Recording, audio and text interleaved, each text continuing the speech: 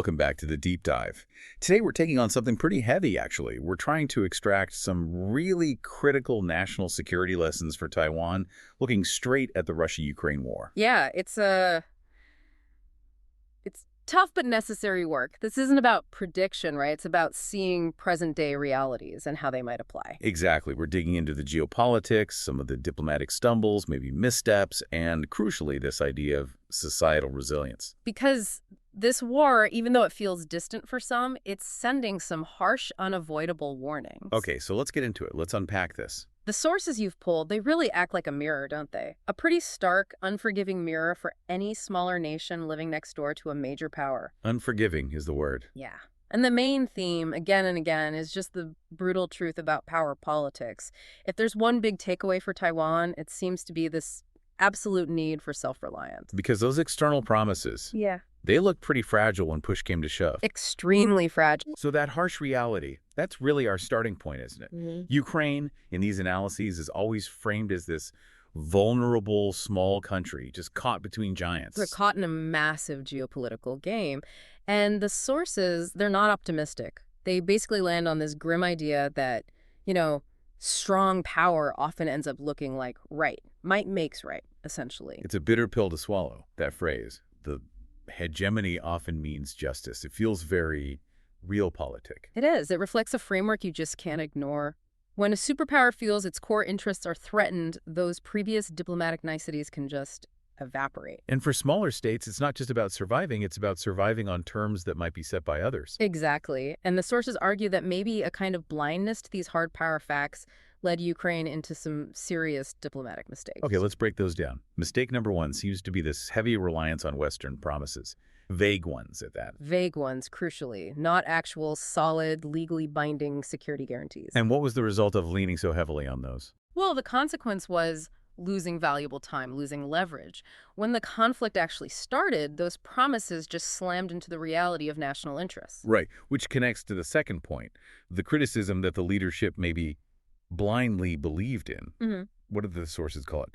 Flowery but empty liberal rhetoric. Yeah, flowery rhetoric. And specifically, a major misjudgment about how likely or how quickly NATO membership could actually happen. But hang on, wasn't NATO membership something they were encouraged to pursue? Some Western leaders did talk about it. They did talk about it, absolutely. But the argument in these sources is that pushing for it so hard without having the consensus locked down, without a clear path or timeline, it actually weakened Ukraine. How so? It eroded the foundation of Ukraine's self-preservation, as one source puts it. They spent too much diplomatic energy on a guarantee that wasn't really there, maybe diverting focus from building up their own defenses quickly enough. Okay, I see the distinction. That's who. Yeah, that's a tough critique. And the third point, this alleged failure by the Zelensky government. It was about reading the room, essentially. Reading the rising geopolitical tensions accurately enough to either, find conditions for a negotiated ceasefire early on, or to mobilize really strong, immediate international support right at the start. The idea being they were kind of caught strategically flat-footed? Precisely. The underlying message is clear. If you're the vulnerable state, you have to be the most pragmatic one in the room. Always looking for an edge, an opening, either to end the fighting acceptably or to maximize the help you can get. Because otherwise, in this game between giants like the U.S. and Russia, you risk just becoming a pawn, maybe even a sacrifice piece, if you haven't shored up your own ability to resist. Exactly. The risk is immense. So if relying on others' promises is risky, where did the big players, like the U.S., actually draw their lines when it came to real physical support? The sources are really clear on this. The U.S. set its limits based very strictly on the America First principle. And here, that's not just a political slogan. It's presented as a core strategic doctrine. It dictates the level of acceptable cost and risk. And we have that very direct quote from President Biden in 2022. He said, U.S. troops will not participate in the conflict in Ukraine. Crystal clear. They defend NATO allies, yes, but not fight in Ukraine. That's a hard line, a strategic moat, as you put it. It's profound. The U.S. provides the tools, the weapons, the money. A lot of tools and money. We have to acknowledge the scale is huge, maybe unprecedented. Do the sources kind of downplay that massive aid by focusing only on the no boots on the ground rule. That's a really fair point. And yes, the sources acknowledge the volume of aid is enormous, but they argue the principle behind the limitation is actually more important for strategic planning than the dollar amount. Why more important? Because for Taiwan, the warning isn't about whether they'll get weapons, it's about the reliability of direct intervention if things go sideways. And this is where the sources bring in that historical parallel. Ah, right.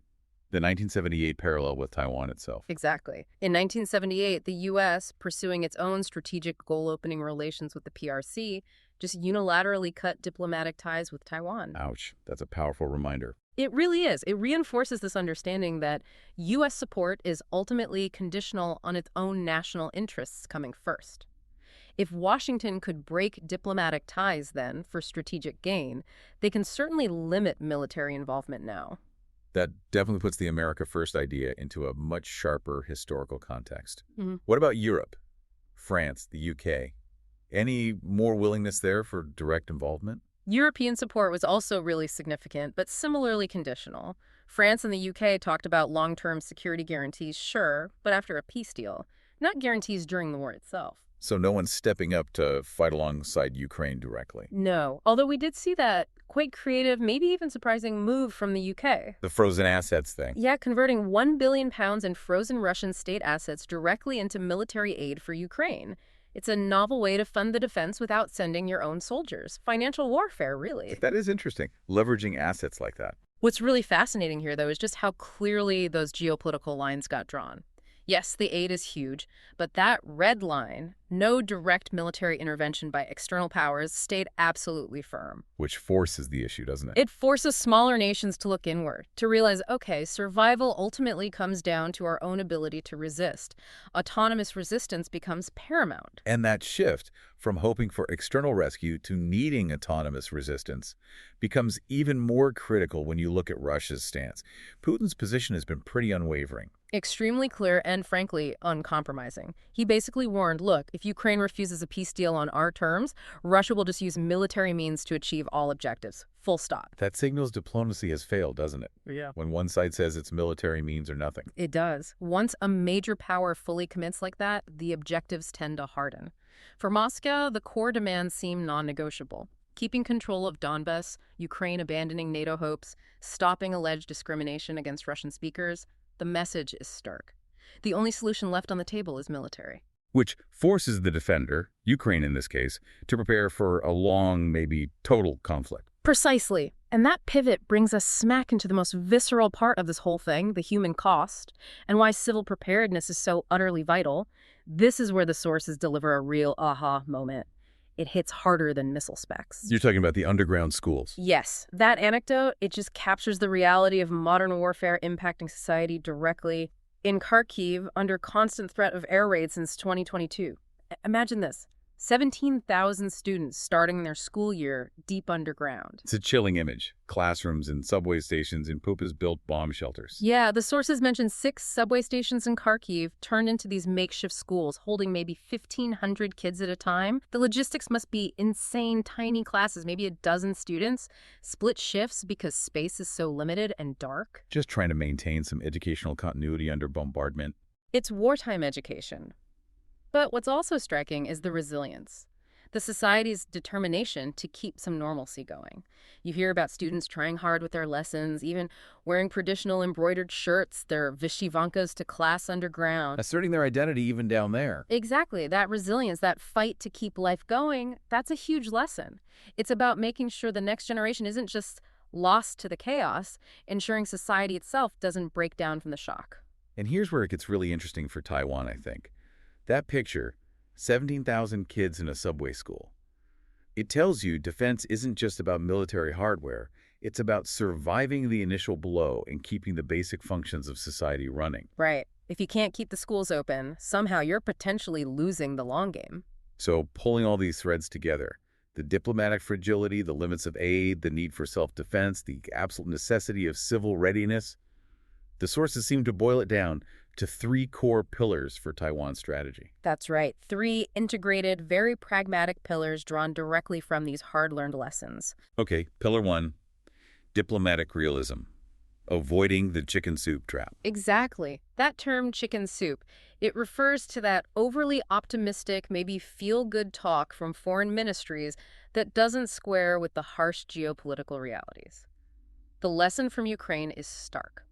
Stop over-relying on vague promises from outside. So what's the action then? A balanced strategy. A balanced strategy, yes, but specifically adopting a truly pragmatic approach to cross-strait relations. You have to factor in the opponent's capabilities and stated intentions into every single policy discussion. No more wishful thinking. Got it. Pragmatism first. Pillar 2. Pillar 2, autonomous defense and deterrence. Even if you get international aid, and you likely would, your own ability to resist has to be the core of your defense. Aid helps, but self-defense is the foundation. What does that look like in real terms? Enhancing capabilities. It means going way beyond just buying fancy equipment. It's about building effective deterrence, making the potential cost of invasion so incredibly high politically, economically, militarily, that it becomes unthinkable for the aggressor. How? Asymmetric tactics. Asymmetric tactics, definitely. Things like denying early air and sea control, ensuring that any attack guarantees massive resistance and unacceptable losses for the invader, making it just too expensive to attempt. Okay, makes sense.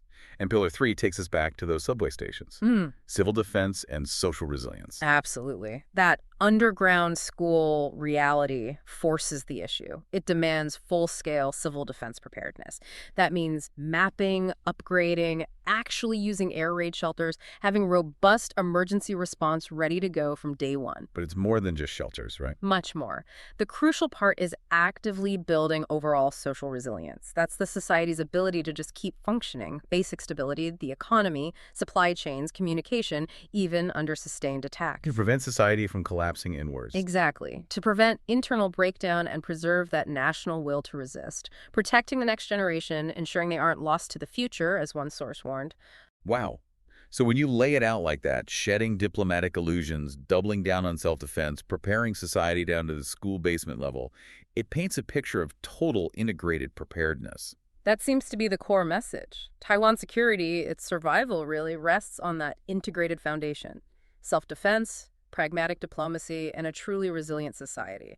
Much more so than on any external promises. And there's one more painful point the sources bring up, connecting back to the start. Yes, it's this observation that the deep, deep cultural, linguistic, even religious ties between Russia and Ukraine, they ultimately didn't matter. They completely failed to prevent conflict when geopolitical interests clashed. Shared history, shared culture, none of it was a safeguard against becoming enemies. None of it. The strategic calculations just overrode everything else. So considering that really sobering lesson from Eastern Europe, that deep cultural bonds are no guarantee against conflict when power politics are in play, how should you, our listeners, think about the shared history and culture across the Taiwan Strait when crafting a truly secure long-term strategy? That's a complex question with no easy answers.